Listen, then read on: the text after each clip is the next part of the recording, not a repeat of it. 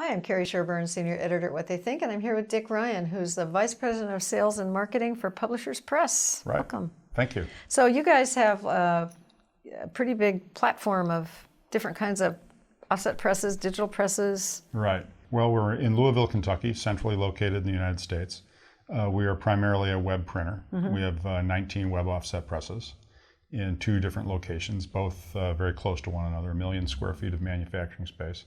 And then we have 4 digital presses, and that comprises our commercial printing division. So magazines and periodicals run primarily on the big presses, the web presses, and then we run smaller jobs on our commercial division on the digital presses. And you're also doing catalogs, right? Yep. Yeah, we do catalogs, especially for catalogers who are located in the central part of the United States. Okay. And what are some of the new kind of requirements that you're seeing from your customers in terms of how they can better engage the target audiences?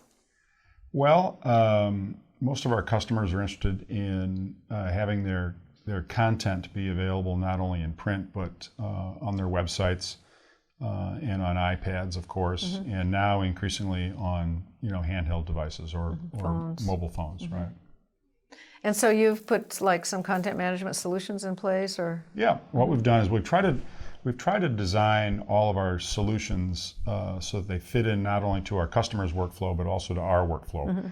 If we had to engineer a new production workflow to support digital, it would have entailed a lot more extra cost that we, of course, would have passed along to the customer. So our content management services all run in parallel to the pre-press workflow. Okay. So as you send your content to us, generally speaking in a PDF format, we can extract the content and the images out of those files, and we have them converted into XML. And then we can turn back over to the customer access to a database of their own content, or an archive of their content that's matched up with their images and their photography as well. So they would actually be doing the web publishing based on those assets then? They could, certainly. Some customers simply like the security of having everything they've ever written or everything they've ever published secured in a easy to reach place, that they can search the content that they've worked on in the past. They can relate the content that they've worked on in the past to what they're doing currently.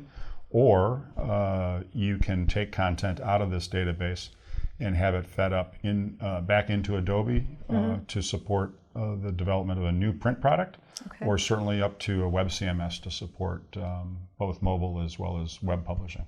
And I know you're not in the book printing world, but in the book printing world, production inkjet has really taken off, and most book printers have some sort of form of digital printing, typically inkjet. Do you see that happening as quality gets better and whatever in magazines and catalogs? Yeah, we do. The biggest opportunity we see in not only inkjet, possibly, we don't have any inkjet printers currently, but certainly in the digital printing area is to provide the opportunity to present a variable message to your audience. Right.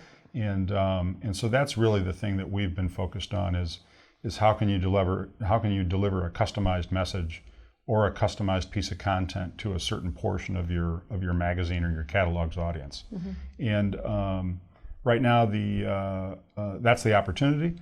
The restrictions to getting into that business are really one of cost and efficiencies. The presses just don't run fast enough.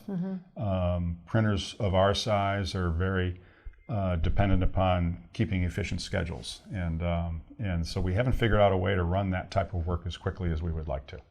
But maybe in the future? Oh, for sure. Yeah. The technology, of course, always is predicated on doing something better and faster, right? And so we're working. That's how we've run our entire web operation. Is it used to take 10 men to run a press. Now it takes 3. Right. And we can run faster now than we did back in the day. And we would expect that the digital opportunity for printers like us, focused on the magazine and catalog business, will lend itself to just that, faster and more efficient use of the digital printing technology to deliver a good product. And one of the things that I've noticed, especially in the last year, is with the next generation of inkjet web presses coming out, or it's sheet fed too, by the way, but the color is much better. The color quality is much better, even with high coverage, and the range of substrates that you can use. So a lot of these presses, you can use the presses you're using on your offset the substrates. Yeah. the little secret at Publishers Press is we actually have a flexography printing plant as well. Oh, nice. So we're very interested in exploring all sorts of different ways to print on, let's call them unique substrates on the one hand, and also use many more color or units that you could present, take something and put it on top of a substrate.